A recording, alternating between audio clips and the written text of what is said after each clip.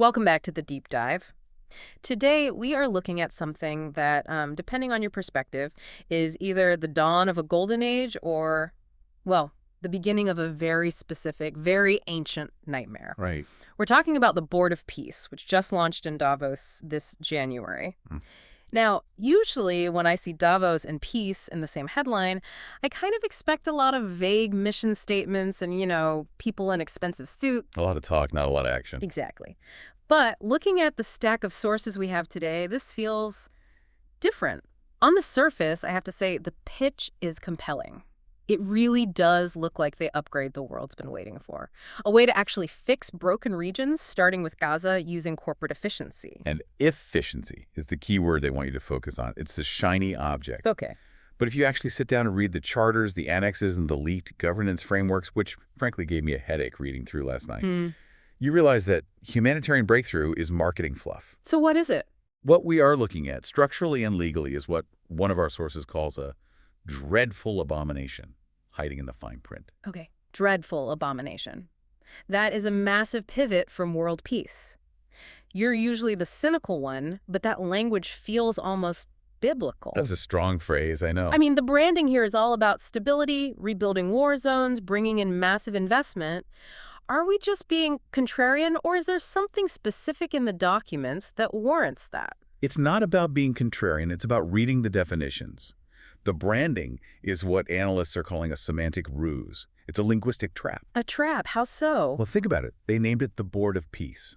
That is a strategic choice. If you oppose the board, by definition, you are anti-peace. You're a warmonger. Exactly. It creates a rhetorical box where any dissent is delegitimized before it's even voiced. But we need to sweep the marketing aside and look at the legal reality. Because when you stack these governance documents against some very specific ancient texts, specifically Daniel 7, you start to see this isn't just a new NGO. It looks suspiciously like the arrival of a completely different kind of kingdom. All right, let's slow down and unpack this layer by layer, because we're mixing two very different worlds here, modern corporate governance and ancient prophecy. Let's start with the tangible stuff first, the shiny part. The pilot program for this board is the new Gaza plan presented by Jared Kushner. Right. This is the entry point. And Kushner didn't mince words. He presented this as a master plan for what he termed catastrophic success. Catastrophic success. That's an oxymoron if I've ever heard one. It sounds like something a Bond villain would say. It does, doesn't it? But look at the context. He admitted openly, we do not have a plan B. Now, usually in diplomacy or international aid, you have contingencies. You have a plan B, C, and D because things always go wrong. Sure. But maybe that's just confidence. Like, we're going to make this work no matter what. I don't think it's confidence. I think it's a demolition order. When a developer looks at a plot of land and says, I have no plan B, it means the current structure is coming down. Right. The plan is to clear the rubble, literally bulldoze the conflict zone, and build from scratch. They weren't trying to fix Gaza as it exists. They want to delete the current version and install a high-tech hub on top of it. Okay, so they want to build a Singapore in the Mediterranean. As a listener, I might play devil's advocate here and ask, is that bad? If you replace a war zone with a high-tech trade zone, isn't that an improvement for the people living there? That's the crucial question. The people living there. Under what model? This brings us to Kim Iverson's reporting. She points out that this isn't a Marshall Plan. Okay. In the Marshall Plan, the U.S. helped to rebuild Germany. But the goal was to hand Germany back to the Germans to govern themselves. They built institutions. This is the sovereign CEO model. Sovereign CEO? I've seen that term floating around. What does it actually look like on the ground? It looks like a company town on steroids. The territory isn't run by a government elected by the people. It's run by the investors, the board of directors. So? In this model, if you live there, you aren't a citizen with rights. You are a tenant with a contract, or an employee. You don't vote for your mayor. The board appoints a CEO. So if the garbage isn't getting picked up or if the police are being aggressive, I can't just go to the ballot box and vote the bums out. There is no ballot box. That's the sovereign part. The CEO is the sovereign. Their obligation is to the shareholders, the board of peace, not the residents. Wow. Iverson argues this is a new form of imperialism. You don't invade with a flag and an army to plant a colony. You invade with a balance sheet and a development contract. It's just a created acquisition of territory. It brings up a really dark analogy I was thinking about. It's almost like a fire department that starts the fires just to prove they have the best hoses. you know? That is a terrifyingly accurate analogy. You let the conflict burn the place to the ground, destroy the existing infrastructure, and then the investors swoop in to buy the distressed asset for pennies on the dollar. It's disaster capitalism taken to its logical extreme. And if Gaza is the prototype, the Board of Peace is the headquarters. And that's where the structure gets really weird. This is where the legal structure gets truly bizarre. Because the charter for this board, the document that gives it power, is unlike anything in modern international law. Okay, this is where we get into the leadership. I saw the notes about the chairman, and I honestly thought it was a typo or some kind of hyperbolic satire. I wish it were satire. According to the analysis of the charter provided by Tony Hsu and others, the role is explicitly defined. Donald Trump is named Chairman for Life. Chairman for life. That's a phrase usually reserved for dictators in small countries, not international corporate boards. Exactly. But it's the mechanics of the power that are fascinating. He possesses sole veto power. So he can strike down anything? Anything the rest of the board decides. But it goes further. He can adopt resolutions on his own behalf without even consulting the board. Wait, so why even have a board? If he can veto them and act without them, they're just window dressing. They're not just window dressing, they're the bank. This is the pay-to-play element. Tony Hsu's reporting highlights the entry fee. Right. If you want a permanent seat on this board, it costs you $1 billion. $1 billion for a seat. I mean, that sounds like a lot of money, but for a country like Saudi Arabia or a major sovereign wealth fund, that's a rounding error. Why is the price tag so significant? It's significant because of what it does. It acts as a filter. The UN costs a nation a percentage of its GDP, but basically, if you're a nation state, you get a seat. You have a voice, however small. This board is different. It's a velvet rope. It filters out the poor nations. It ensures that the only voices at the table are the ones with liquid capital. It turns global governance into a country club where the bylaws are written by the highest bidder. And the guest list is eclectic, to say the least. You have Saudi Arabia, Turkey, Hungary, Argentina, Kazakhstan. It's not an alliance based on shared democratic values or geography. It's an alliance based on capital and, well, centralized power. And there's one potential member that really stands out. Oh, yeah. You're talking about the Putin connection. I am. Tony Hsu revealed a specific piece of intelligence that Vladimir Putin is offering his billion-dollar buy-in. But he's not writing a check from a Moscow bank. He's offering to use frozen U.S. assets. Wait, back that up. The U.S. froze Russian assets as a sanction. Putin's trying to use that money he technically can't touch to buy a seat on a U.S.-led board. How is that even possible? It shouldn't be. In any normal legal framework, it's impossible. But that's the point. This board is operating outside the normal legal frameworks. It's a geopolitical power move of the highest order. He's calling their bluff. Putin is essentially saying, you have my money, fine, I'll use it to buy influence in your new system. And if the board accepts it, they are tacitly admitting that money supersedes the entire sanctions regime. So it effectively nullifies the sanctions without actually lifting them. Precisely.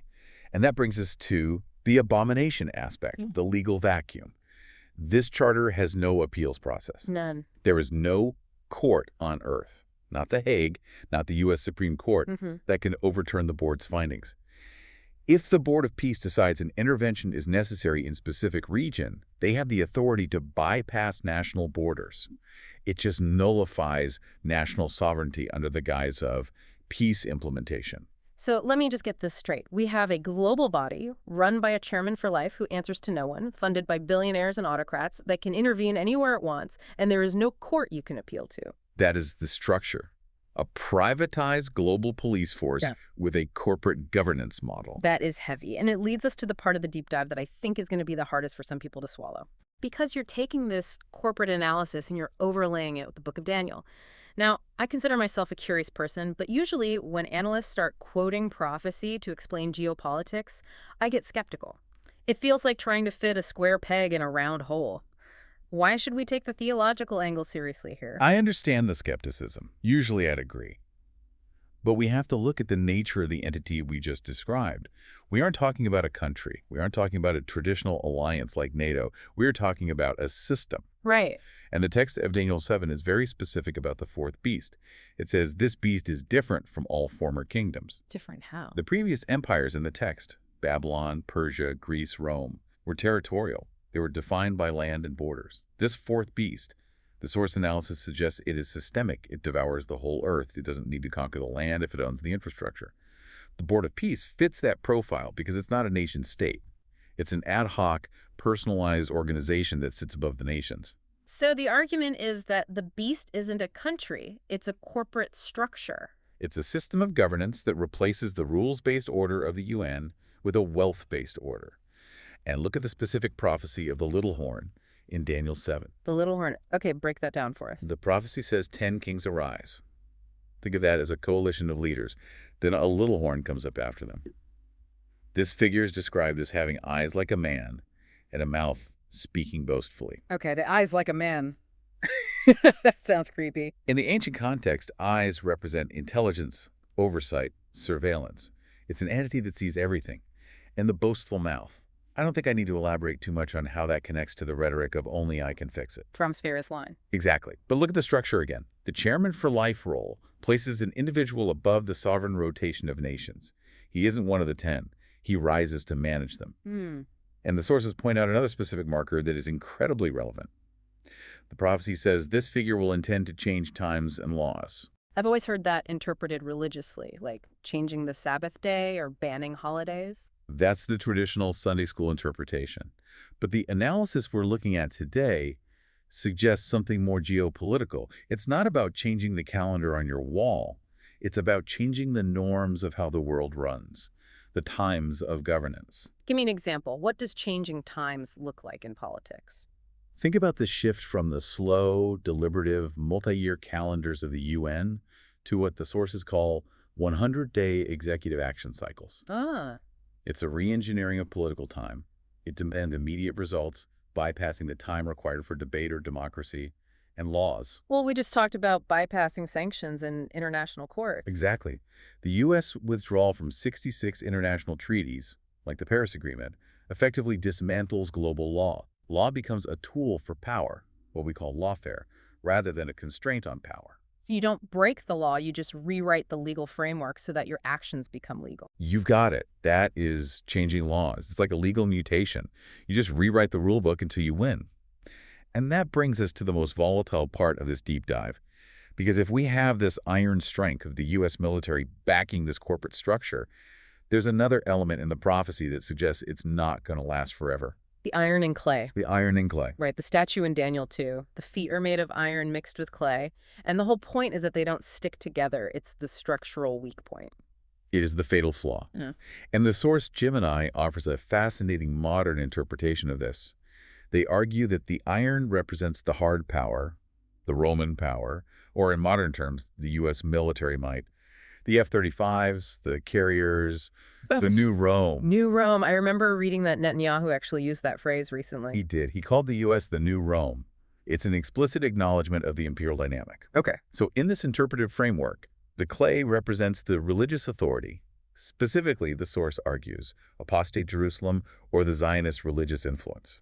So the theory is, you have the iron, which is the U.S. military and corporate power, and the clay, which is this religious ideological zeal trying to stand together. Right. They're currently allied. The harlot rides the beast. The religious authority uses the military power for protection. But structurally, they don't adhere. Iron cannot bond with pottery. It's a chemical impossibility. It's an unstable alliance. And when that instability cracks? This leads to what the sources call the Great Betrayal. This is the part that sounded almost like a geopolitical thriller script when I was reading it. It does, but it's based on Revelation 17. Yeah. The imagery is violent. The prophecy says the beast, the system, will eventually hate the harlot. It will strip her naked and burn her with fire. That is graphic. But translate that to geopolitics. What does that actually mean? It means the system turns on its partner. The sources argue we're seeing the early signs of this divorce right now. Politically, the U.S. and Israel seem locked at the hip. But look closer. The moral sympathy pillar is cracking. You have the fading of evangelical support among younger generations in the U.S. You have the unfiltered information regarding Gaza that is changing public perception daily. So the iron starts to see the clay as a liability. Exactly. If the sovereign CEO model is all about efficiency, profit, and stability, then an endless ideological or religious war is bad for business. It disrupts trade. It creates bad PR. The prophecy suggests that the fourth beast system isn't loyal to any nation or religion, It's loyal to itself. It's loyal to the bottom line. So eventually, the board just says, you're costing us too much money and cuts them loose. Worse, it consumes them. It strips them of their power. The source argues that the strategic contempt is mutual. Israel views the U.S. as a tool to be used. The U.S., the sovereign CEO system, views the region as a piece of real estate to be managed. When the utility runs out, the system turns. So we're watching the formation of a system that is designed to be efficient, designed to be ruthless, and designed to eventually eat its own creators. That is the dreadful abomination hidden behind the Board of Peace. It promises stability. It promises to fix the broken places. But the cost is the total surrender of sovereignty to a board of directors that acknowledges no higher law. It's a lot to process.